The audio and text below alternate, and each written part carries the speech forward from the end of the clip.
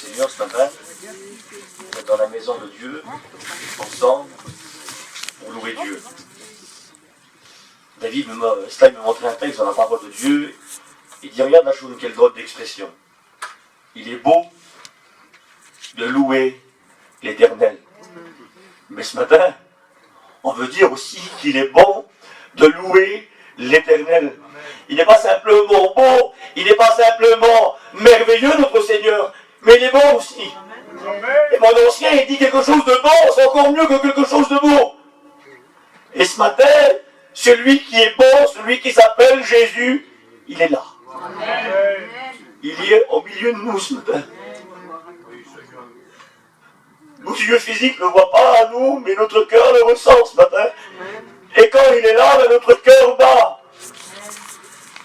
Et des larmes ne peut pas s'empêcher de couler sur notre visage devant la sainteté de Dieu. Il est saint, il est pur, il est admirable. Et ce matin, ce bon conseiller qui est là, il veut te conseiller ce matin. Oui, il veut te conseiller. S'il te conseille, c'est pour ton bien ce matin. C'est jamais pour ton mal. Il ne veut pas t'emmener dans un précipice, le Seigneur. Il ne veut pas t'emmener devant une falaise et puis te jeter en bas ce matin. Il veut t'emmener avec lui ce matin dans les verts pâturages, dans les vertes prairies, là où il y a sa présence ce matin.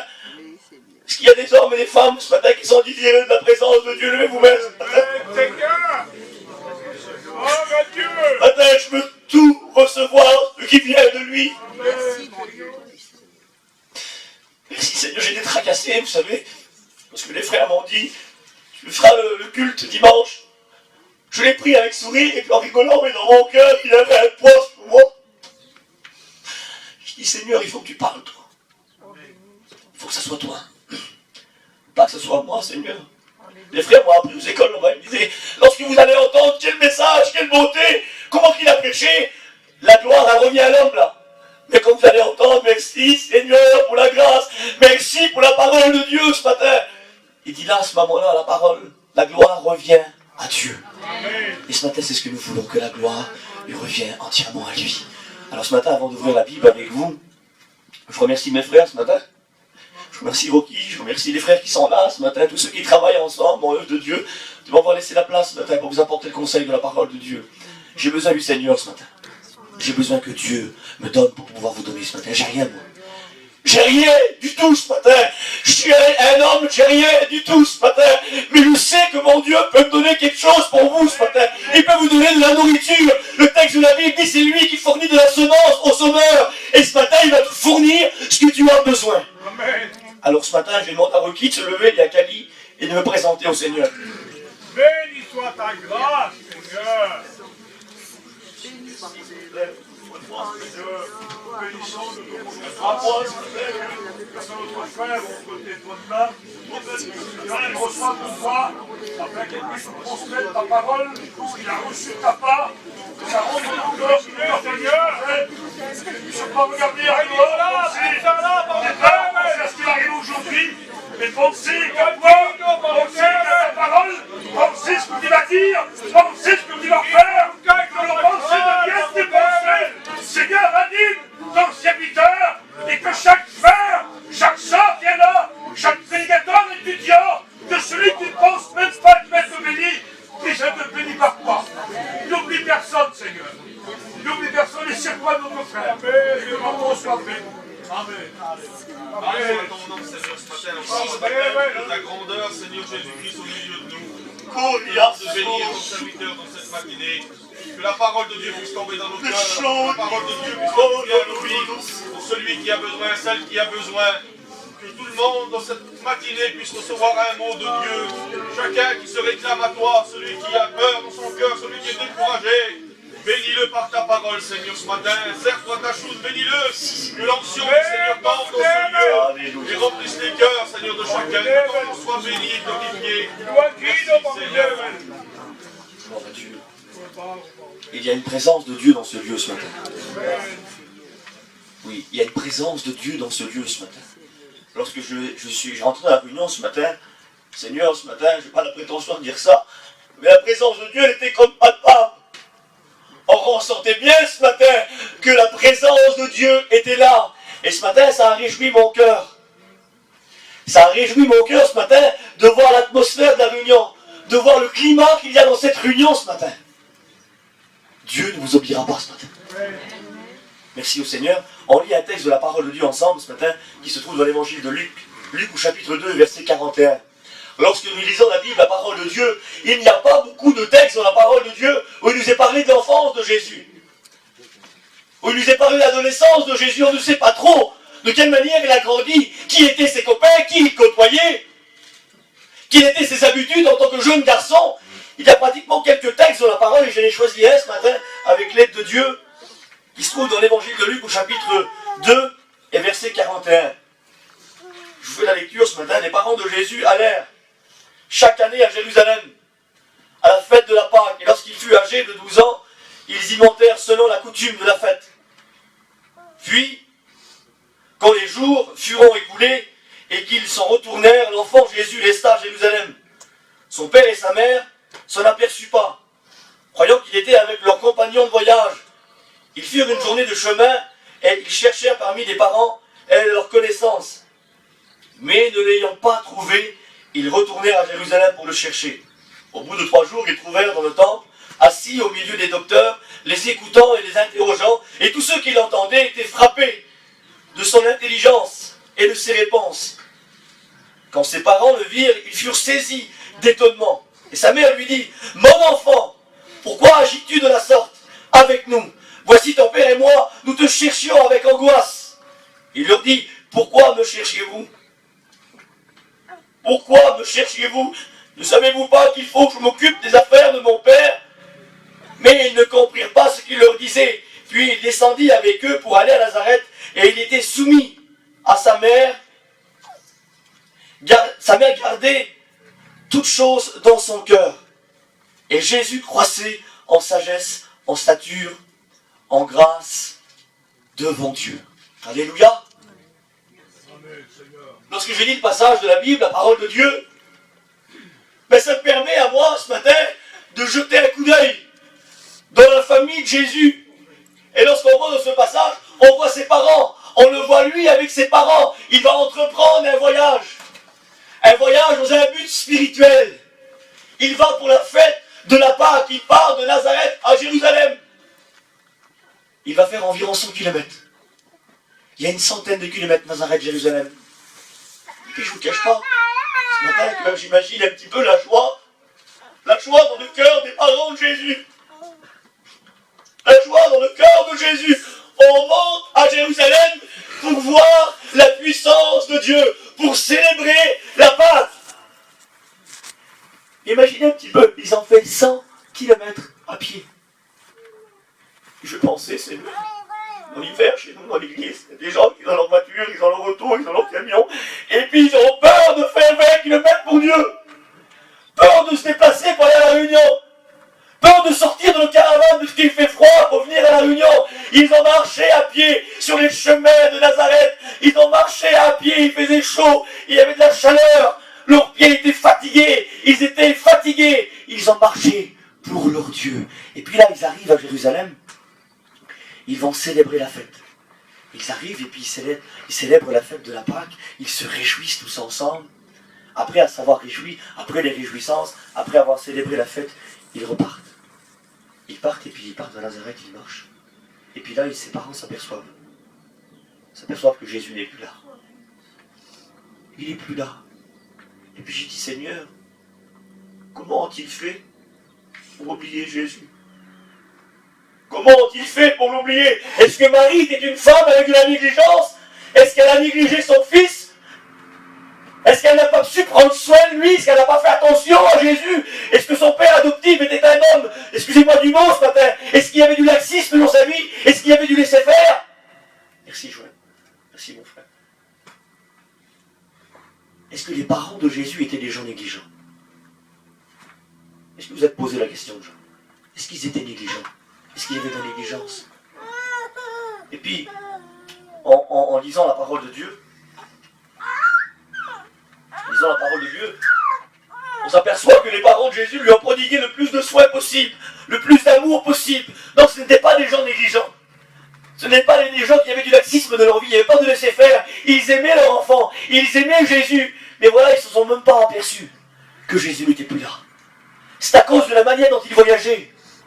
À l'époque, à Jérusalem, lorsqu'on partait pour monter à Jérusalem, on partait en plusieurs groupes. Ils étaient plein de personnes, on voyageait en 3 groupes. Les hommes voyageaient au milieu du groupe. Ils étaient par caravane. Ils voyageaient au milieu du groupe. Devant, il y avait les femmes, avec les enfants en bas âge. Derrière, il y avait les adolescents, avec d'autres enfants, un peu plus jeunes. Alors de cette manière-là, les hommes, ils pouvaient avoir un œil devant, sur ce qui se passait sur les femmes et sur les enfants, et un œil aussi sur ce qui se passait à l'arrière, sur les adolescents et les autres enfants. Alors Marie, elle pensait que Jésus, il était avec ceux qui étaient derrière. Et Joseph pensait que Jésus était avec Marie. C'était pas une négligence. Ils se sont même pas aperçus que Jésus n'était plus là. Et ce matin, j'aimerais te dire quelque chose. Je te souhaite pas de tout mon cœur ce matin que c'est pas ton cas à toi ce matin. Dieu te pose la question ce matin et il te dit, est-ce que ma présence est encore avec toi ce matin? Est-ce que ma présence est encore avec toi ce matin? Est-ce que tu es encore animé de la présence de Dieu? Est-ce que Jésus est encore avec toi? Est-ce que tu ne l'as pas perdu ce matin? Tu as peut-être perdu la présence de Dieu ce matin. Comme les parents de Jésus, sans te l'apercevoir, sans t'en rendre compte ce matin. Ils sont partis dans un bus spirituel pour la fête de la Pâque. J'aimerais te dire ce matin, tu peux venir à la réunion. Tu peux chanter des cantiques. Tu peux prier, tu peux lire ta Bible. Et Jésus ne peut pas être plus là des fois. Et peut-être plus dans ton cœur ce matin. Il est peut-être plus là ce matin. On s'en rend même pas compte des fois. Les parents de Jésus se sont rendus pas compte. Oui, ils n'ont pas fait attention que Jésus n'était plus là. Il y a un homme dans la parole de Dieu qui avait perdu la présence de Dieu.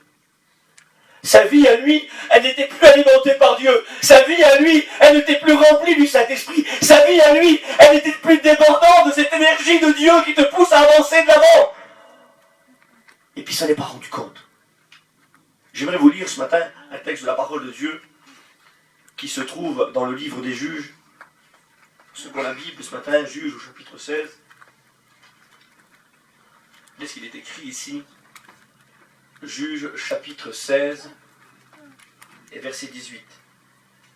Dalila, voyant qu'il lui avait ouvert son cœur, envoya appeler les princes des Philistins et leur fit dire, montez cette fois, car il m'a ouvert son cœur. Et les princes des Philistins montèrent vers elle et apportèrent de l'argent dans leurs mains. Elle l'endormit sur ses genoux, et l'ayant appelé un homme, elle rasa les 7 tresses de la tête de son sang, et commença ainsi à le dompter. Il perdit sa force. Et il dit alors aux Philistins, elle dit, les Philistins sont sur toi. Il se réveilla de son sommeil, et il dit, je m'en tirerai comme les autres fois, et je me dégagerai. Il ne savait pas que l'Éternel s'était retiré de lui. Le Philistin le saisit. Seigneur, le triste destin. Le Philistin le saisit, ils lui crevèrent les yeux. Et ils le firent descendre à Gaza. Ils le lieront avec des chaînes d'airain. Ils tournaient la meule dans la prison. Cet homme de Dieu, Seigneur Tout-Puissant, en qui l'Esprit de Dieu réalisait, en qui l'Esprit de Dieu agissait, celui qui terrassait des armées, celui qui portait les portes de Gaza, celui qui vainquait des nations par la puissance de Dieu, est rendu à tourner une meule, il est rendu à l'esclavage, il n'a plus de vision, il n'a plus rien. Parce que la présence de Dieu s'était retirée de lui. Frères et sœurs, Samson est devenu un homme vulnérable. Oui. Il est devenu vulnérable. Et puis lorsque la présence de Dieu n'est plus dans notre vie, on devient vulnérable. On est à la merci du diable. On ne peut pas le combattre. On ne peut pas lutter, on ne peut pas faire face à l'ennemi avec notre chair. La chair de l'homme, elle n'est que faiblesse, dit la Bible.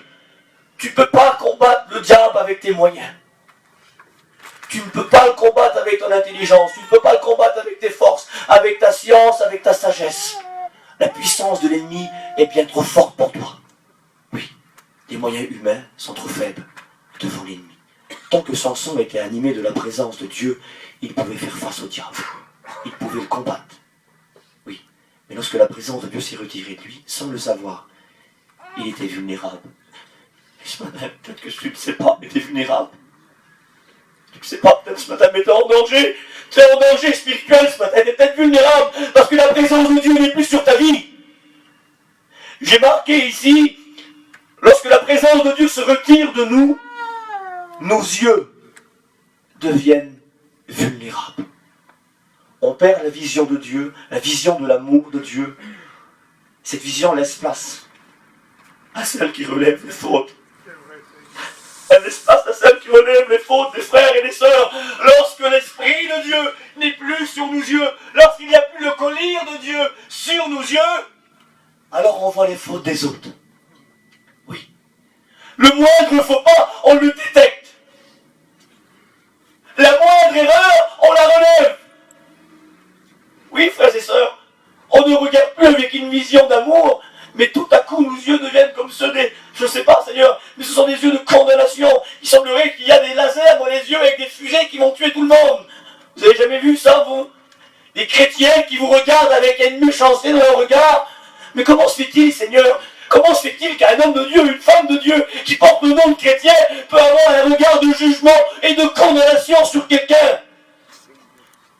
J'aimerais vous dire, lorsque l'on perd dans la présence de Dieu, nos yeux deviennent vulnérables, on voit le mal partout. Seigneur, on n'a plus une vision d'amour qui relève les autres, mais on commence à condamner avec nos yeux. On regarde, on examine et puis on condamne. Les yeux de Samson, ils ont été crevés. L'ennemi a touché ses yeux, il a touché sa vision spirituelle. Et ce matin, peut-être que tu te rends compte qu'en perdant la présence de Dieu, tu as peut-être perdu aussi cette vision spirituelle, cette vision de l'amour de Dieu, cette vision de son œuvre, cette vision de son travail pour lui. Oui, en perdant la présence de Dieu, tes yeux sont vulnérables. Tes yeux sont vulnérables. Et si tes yeux sont vulnérables, alors tu es livré à l'ennemi. C'est pas moi qui le dis. Excusez-moi si les mots sont forts ce matin. Mais ce matin, je veux te dire ce que Dieu me dit de dire. Je veux dire ce que Dieu me dit de dire. J'annoncerai rien d'autre ce matin. Uniquement ce que Dieu m'a dit de dire. Si tes yeux sont vulnérables, tu vas juger, tu vas condamner, tu vas mépriser ton frère. Oui, tu n'auras pas une vision d'amour, tu ne vas pas te déplacer pour lui. Tu ne vas pas marcher pour lui. Tu ne vas plus prier pour lui. Tu vas arrêter l'œuvre. Tu vas freiner, tu vas commencer à stagner. Cette source que Dieu a mis en toi, elle va tarir. Si tes yeux sont touchés, il y a une répercussion sur ta parole. Oui. Si tes yeux sont touchés, si tes yeux sont vulnérables, il y aura une répercussion sur tes mots, sur ce que tu vas dire, sur ta parole. J'ai marqué ici, lorsque la présence de Dieu se retire de nous, lorsque la présence de Dieu se retire de nous, notre bouche devient vulnérable. On regarde, on juge, on condamne les autres, et puis tout à coup, cette condamnation, on l'exprime par des paroles. Il est beau lui là. Elle est belle celle-là. Il m'a parlé dessus lui. Elle m'a parlé dessus là. Elle a fait de la misère à mon frère. Elle a fait de la misère à ma soeur. On commence à juger, à condamner avec notre bouche. Seigneur, ça devient de nos yeux ça tombe sur notre parole. Eh oui. Ça tombe sur notre parole. On commence à critiquer, on commence à médire. On commence à parler sur les autres. Il suffit que le serviteur de Dieu n'ait pas venu une seule fois chez toi. Oui, il suffit que le serviteur de Dieu n'ait pas venu une seule fois chez toi dans la semaine, parce qu'il y a des affaires à faire, parce qu'il a un travail à gérer, parce qu'il y a ses enfants qui est là, parce qu'il a de la misère, parce que c'est compliqué pour lui, parce que c'est dur de prêcher la parole, parce qu'il y a un poids sur lui, le poids des hommes. Et puis il a oublié de visiter une journée. Il a oublié de venir chez toi une journée. Peut-être que tu as dit, toi, peut-être que tu l'as dit ça. Il n'est pas venu se faire. Il n'est pas venu me voir. Il n'est pas venu voir mon foyer. Il n'est pas venu voir mes enfants. Il n'est pas venu demander si j'allais bien. Il n'est pas venu prendre souci de moi. Et là, tu commences à méditer. Tu commences à méditer quoi? Des projets de querelle, des projets de dispute, des projets de calomnie. Puis on vient te voir et puis tout à coup, tu sais moi ce matin, je ne veux juger personne ce matin, mais je dis ce que Dieu a mis sur mon cœur ce matin. Lorsqu'on perd la présence de Dieu, ce n'est pas comme ça dans notre vie, frères et sœurs. Moi, ça m'est arrivé dès que la présence de Dieu, elle commence à s'éteindre en moi, que le lumière de Dieu commence à faiblir un petit peu, ben j'aimerais vous dire que ma bouche, elle n'exprime pas toujours des bonnes choses quand la présence de Dieu n'est pas là. Oui, le diable, il vient et puis il nargue et puis il essaie d'obscurcir la vision de Dieu et après j'exprime des paroles. Ben je dis, oui, mais ce frère-là, c'est vrai, on commence à médire, on commence à juger, on commence à condamner, on commence à parler. Oui, on perd même la vérité, frères et sœurs. Lorsque la présence de Dieu n'est plus sur notre vie, on perd la vérité de Dieu. Oui. Si la présence de Dieu n'est plus là dans votre vie, qui c'est qui va vous reprendre? C'est le Saint-Esprit qui reprend. De péché, de justice et de jugement. Oui, lorsque vous êtes confronté à une tentation, lorsqu'il y a le petit mot qui pourrait tout arranger pour que tout va bien. Un seul petit mot, et puis la chose tu l'as. Un petit mot et tu l'as ton travail. Un petit mot et on t'ouvre une porte. Un petit mot, puis ça arrange parfois bien les choses. Mais le diable dit, mais dis-le le petit mot. Et puis t'es pas rempli du Saint-Esprit. Il n'y a pas la présence de Dieu sur ta vie. Il n'y a pas cette dinde à tes lèvres. Alors tu commences à parler, et puis tu perds la vérité. Et puis après tu commences à mentir. Oui. Seigneur, on peut devenir menteur lorsque la présence de Dieu n'est plus dans notre vie. On commence à faire des détours dans nos langages. Parce que la présence de Dieu n'est plus là. Puis j'aimerais vous dire une chose. Lorsque nos yeux sont touchés, on perd la vision de Dieu. Lorsque notre bouche est touchée, on perd la vérité de Dieu. Mais la Bible dit que c'est de l'abondance du cœur que la bouche parle. Oui, ça descend dans mon cœur. Les yeux, ma bouche, après c'est un état. C'est dans mon cœur. Si mon cœur est vulnérable, alors à ce moment-là, je ne suis plus animé de l'amour de Dieu. Dieu m'a donné un cœur pour aimer. Dieu m'a donné un cœur pour aimer mes frères, mes soeurs, pour aimer son œuvre, mais pour l'aimer à lui avant tout. Pour l'aimer à lui avant tout. Dites-moi comment vous allez plaire à Dieu, comment vous allez pouvoir l'aimer de l'amour que Dieu exige, si le Saint-Esprit de Dieu n'est pas dans votre vie. Et c'est le Saint-Esprit de Dieu qui vous pousse à l'aimer, c'est le Saint-Esprit de Dieu qui vous pousse à le louer. Si l'Esprit de Dieu n'est plus là, votre cœur devient vulnérable. Frères et sœurs, ce matin il serait bon, dans un sursaut de bon sens, de faire un examen et de dire, Seigneur, est-ce qu'il y a encore la présence de Dieu dans ma vie? Est-ce qu'il y a encore la présence de Dieu dans ma vie? Vous savez, il y a des personnes qui perdent la présence de Dieu sans s'en rendre compte. Samson ne s'est pas rendu compte que la présence de Dieu était partie de lui. Mais il y a d'autres personnes qui ont perdu la présence de Dieu, qui le savent. Ils le savent bien, mais ils ne font rien pour la retrouver. Oui. Il y a des gens qui ont perdu la présence de Dieu, ils le savent, ils sont conscients que Dieu n'est plus avec eux. Et pourtant, ils ne font rien pour retrouver la présence de Dieu. J'aimerais vous lire un texte dans la parole de Dieu qui se trouve dans le livre de Samuel, pour ceux qui ont la Bible. Le premier livre de Samuel, au chapitre 7 et verset 1er. Regardez ce qu'il est écrit ici. Samuel, chapitre 1er, chapitre 7 et verset 1er.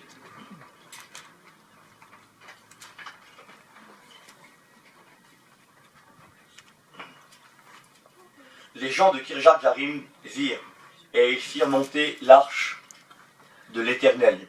Ils la conduirent dans la maison d'Abinadab sur la colline. Ils consacrèrent son fils Éléazar pour garder l'arche de l'Éternel. Verset 2. Il s'était passé bien des temps depuis le jour où l'arche avait été déposée à Kirjath-Jarim. 20 années s'étaient écoulées. 20 années s'étaient écoulées. Alors toute la maison d'Israël poussait des gémissements vers l'Éternel. À cette époque-là, c'était Saül qui gouvernait. L'arche de l'Éternel était partie 20 ans de la maison d'Israël. Oui, l'arche de l'Éternel dans la Bible nous représente la présence de Dieu. Elle nous symbolise ce matin la présence de Dieu. Et ce roi-là, gouverné, ce roi qui gouverne, ce roi qui a des hommes sur ses ordres, il ne se soucie pas, lui. Il ne se tracasse pas qu'en Israël, il n'y a plus la présence de Dieu. Pourtant, il y a tout. Il y a le culte en Israël, il y a encore les fêtes qui se passent, il y a tout ce que vous voulez, il y a encore des coutumes religieuses, mais la présence de Dieu n'est plus là. Et cet homme ne s'est pas soucié que la présence de Dieu était partie. Ce matin, j'aimerais lui faire une chose. C'est vous dire ceci ce matin. Si vous êtes conscient ce matin, si tu es consciente, si tu es conscient, que ta vie n'est plus alimentée par la présence de Dieu, que ta vie n'est plus remplie du Saint-Esprit, si tu sens que la présence de Dieu s'est retirée de toi ce matin, ne fais pas comme Saül. Ne fais pas comme Saül ce matin. Ne fais pas comme Saül ce matin. Sois assez franc pour dire oui, Seigneur. La présence de Dieu n'est plus sur ma vie. Je ne suis plus en communion avec toi. Mes yeux sont touchés. Je suis vulnérable dans ma vision. Ma bouche est touchée. Je suis vulnérable dans mes paroles. Mon cœur est touché. Je ne suis plus rempli par toi. Je suis vulnérable ce matin. Je suis vulnérable. J'aimerais lire un texte de la parole de Dieu avec vous ce matin. Est-ce qu'il est écrit? Il y avait un homme qui a pris conscience du danger qu'il y avait. Oui, parce qu'il y a un danger lorsqu'on nous perd dans la présence de Dieu. Il y a un grand danger pour notre vie. Et cet homme a pris conscience. Regardez la prière qu'il va faire. C'est David, le roi David. Le psaume 51 et verset 12. Regardez ce qui est écrit ici. Ô Dieu, crée en moi un cœur pur. Renouvelle en moi un esprit bien disposé. Et le verset 13, il dit, ne me rejette pas loin de ta face. Ne me retire pas ton Esprit Saint. Il est terrorisé, David. Pourquoi il est terrorisé? Parce qu'il sait. Il sait ce qui se passe dans la vie d'un homme lorsqu'il perd la présence de Dieu. Il a vu Saül agiter du mauvais esprit. Il a vu Saül descendre les marches spirituelles. Il a vu Saül avoir le déclin de Dieu sur sa vie. Il a vu la vie de Saül partir comme un fétu de paille. Et David a dit, Seigneur, mais c'est sur le point de m'arriver à moi. Ta présence est sur le point de me retirer. Alors il a dû dire dans son cœur, mais moi, je peux perdre mes royaumes, je peux perdre ma royauté, je peux perdre les richesses, je peux perdre les palais, je peux tout perdre. Mais ne me retire pas ta présence. Je peux tout perdre, Seigneur, je peux perdre bien des choses dans ma vie, mais ne me retire pas ta présence, c'est une nécessité. Ne me retire pas ta présence, ne me retire pas l'Esprit de Dieu. Amen. Et ce matin, j'aimerais te dire, c'est une nécessité dans ta vie. Tu pourras perdre des choses.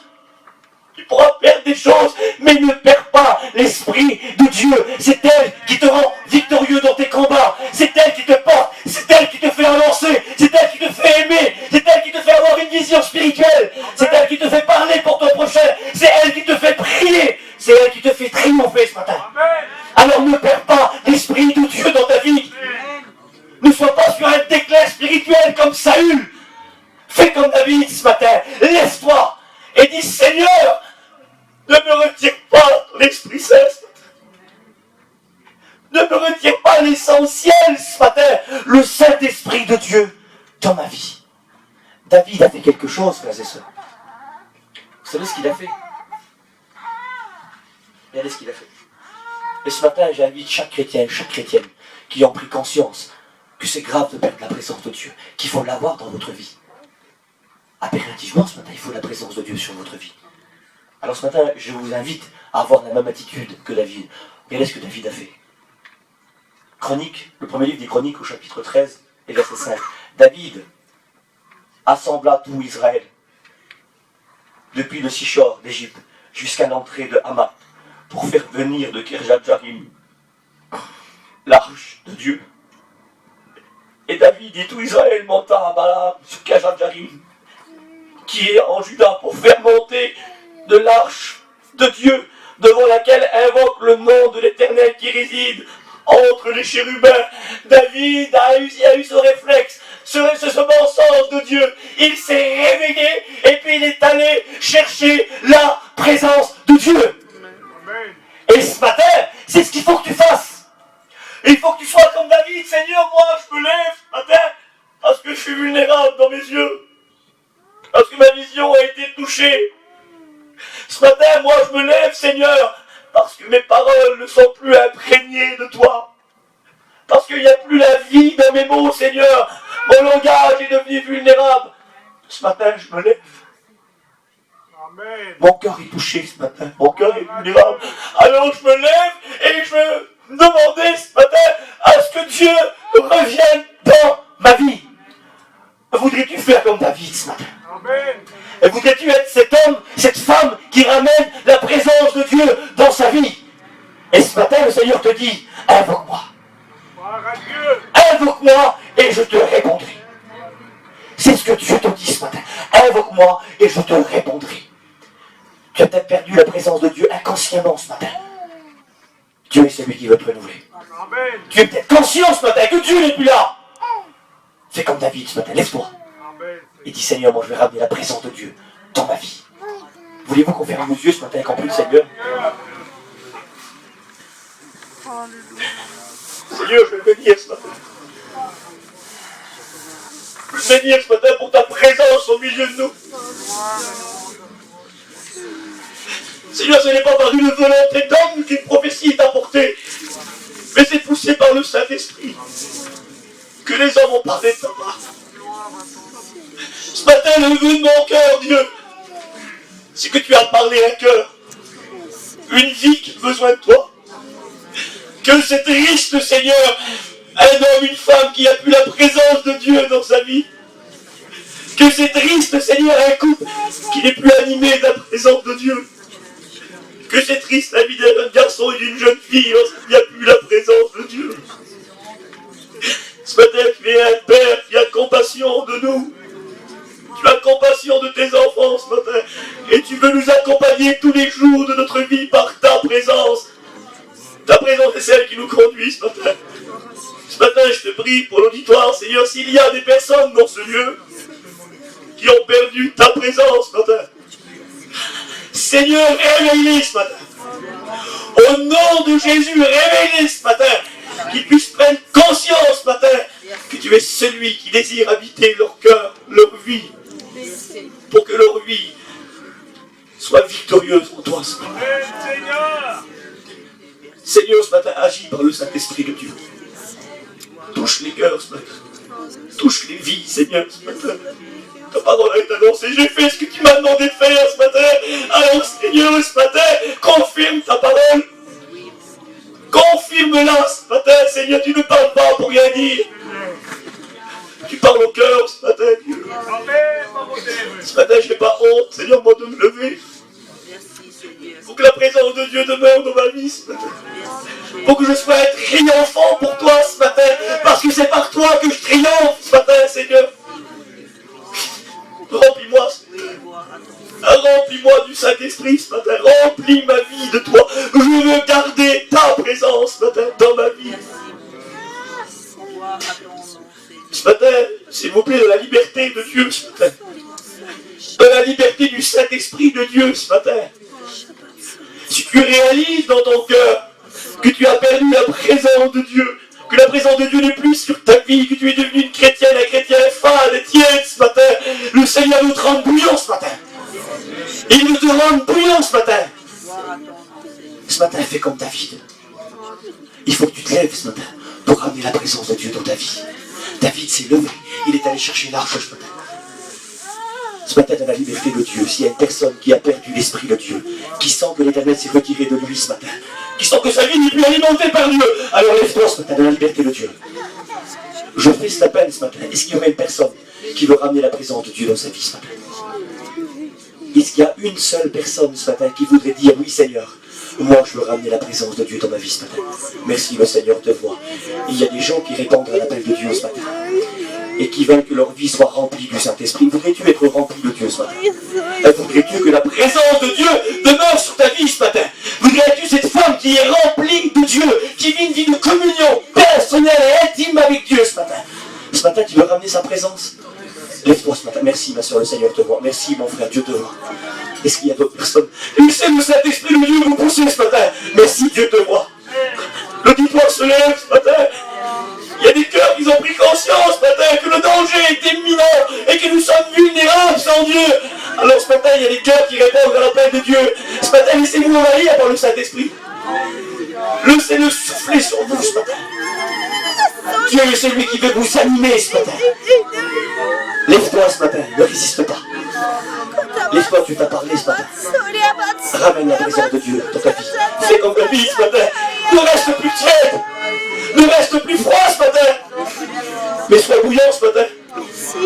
Lève-toi ce matin. Est-ce qu'il y aurait une autre personne ce matin qui voudrait se lever? Lève-toi ce matin. Ramène la présence de Dieu dans ta vie. Fais comme David ce matin. Oui Seigneur, je me lève. Je me lève pour être rempli ce matin. Je me lève pour ramener la présence de Dieu dans mon foyer, dans ma vie. Ce matin, je me lève. je veux être animé par toi. Voudrais-tu être animé de Dieu ce matin? Voudrais-tu que Dieu t'anime ce matin? Alors l'espoir ne résiste pas. Dieu t'appelle ce matin.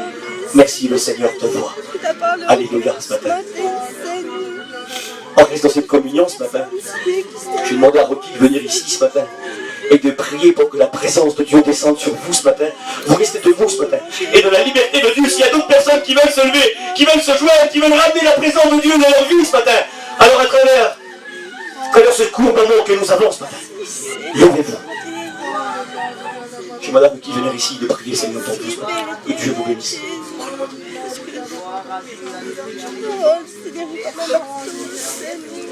On peut rester dans la présence du Seigneur. Pendant que le frère prêchait la parole de Dieu, j'ai recherché ce texte pour vous l'expliquer une seconde. Restez comme ça. Le frère qui a prêché, c'était un jeune prédicateur. Mais voici ce que dit la parole de Dieu. Je suis jeune. Et vous êtes des vieillards. Auprès de lui, nous, on est des vieux. C'est pourquoi j'ai craint de vous douter. Quand les jeunes n'osent pas trop prendre la parole par rapport au respect des frères, de vous faire connaître mon sentiment. Mais je me taisais, je vous ai laissé parler à vous. Je disais à moi-même, les jours parleront, parce que c'est des gens d'âge, c'est des hommes et des femmes d'expérience. Les grands nombres des années enseigneront la sagesse à ces jours-là. Mais en réalité, la pensée de ce jeune homme, en réalité, dans l'homme, c'est l'esprit. Le souffle de Tout-Puissant qui donne l'intelligence, ce n'est pas l'âge qui procure la sagesse, ce n'est pas la vieillesse qui rend capable de juger. Voilà pourquoi je dis, j'écoute, moi aussi, j'exposerai ma pensée. Et ce matin, Dieu nous a parlé.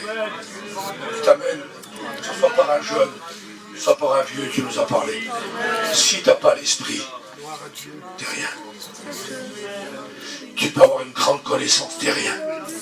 Tu vois rien. Un démon n'a pas peur de toi, un esprit n'a pas peur de toi. Mais ce que le diable redoute, c'est d'un homme qui est rempli du Saint-Esprit, d'une femme qui est remplie du Saint-Esprit. Il a peur de lui, il se sort de lui. Mais si toi t'as pas ça, t'es rien. Alors ce matin, si tu as besoin de demander pardon, fais-le. Peut-être que tu es triste, abattu, découragé, mais demande pardon. Je veux te prier avec mes frères, prédicateurs, pour la parole de Dieu que nous avons entendue. Nous en prenons conscience que sans toi nous ne sommes rien pour rien faire. On ne peut pas guérir, on ne peut pas sauver, on ne peut pas apporter une solution dans un cœur. Si nous on ne l'a pas, on ne peut rien faire. Mais si toi tu donnes, alors on peut. Merci Seigneur. Des fois on prend soin des autres, mais des fois on ne voit pas chez nous ce qui se passe. Pardon pour la négligence. Si quelqu'un n'a pas soin des siens, il est pire qu'un infidèle. Regarde chez toi déjà, avant de voir chez les autres. Avant d'aller prier chez les autres, est-ce que tu pries chez toi? Est-ce que tu pries avec ta femme? Est-ce que tu pries avec tes enfants? Est-ce que tu pries avec ton mari? Ça aussi c'est un point important. On prend soin des autres, mais des fois on ne va pas se mettre chez nous. Alors je voudrais mettre ça sur ton cœur. Je l'ai à cœur, je veux le faire. Est-ce que tu fais ça chez toi? Est-ce que tu prends soin de chez toi? Tu prends soin de ta petite femme? Tu prends soin de ton petit foyer? Tu pries chez toi? Si tu ne le fais pas, lève-toi. Lève-toi. Tu veux le faire? Lève-toi. Alors Dieu t'a vu, Dieu t'a vu. Dieu te voit. Dieu te voit. Dieu te voit, Dieu te voit. C'est bien mon Jimmy, merci Seigneur. C'est bien mon Constant, merci Seigneur. Faut le faire mes frères. Faut le faire. C'est bon de prier chez soi. Est-ce qu'il y en a d'autres? Vous le faites vous devant les autres? Vous le faites vous? Ce que tu ne fais pas là. Levez-vous. Levez-vous. Gloire à Dieu, gloire à Dieu, frère, enfant. Gloire à Dieu, il y a peut-être une sœur qui est dehors, je ne sais pas, ma sœur, toi qui es dehors. Tu veux le faire avec ton mari? Je vois que ton mari est là ce matin. Ce serait bien que tu le fasses. Mettez-vous debout, les sœurs. Mettez-vous debout. Si votre mari n'est pas converti, c'est dur à le faire, mais s'il est converti, alors faites-le. Levez-vous avec votre mari, et puis dites maintenant, à partir d'aujourd'hui, je vais prier avec elle. Levez-vous, remportez la victoire ce matin. Dieu t'a vu ma soeur, Dieu t'a vu, Dieu te voit. D'autres qui veulent le faire, faites-le. Je vous en supplie, faites-le, vous remporterez une grande victoire. À partir d'aujourd'hui. Dieu t'a vu ma soeur. Dieu t'aime. Si jamais tu ne l'as jamais fait, tu dis à ton mari ce soir, écoute, à partir d'aujourd'hui, on va prier ensemble. Parce que le Seigneur, il a dit, si deux s'accordent, t'as demandé quelque chose, vous leur donnerez. Deux, c'est toi, Pienne, ou toi et lui. Alors je bénis le Seigneur, je loue le Seigneur ce matin, pour la décision que tu as prise. Je vais demander à un frère Joël, il va se mettre à sa place, il va prier pour vous, Seigneur.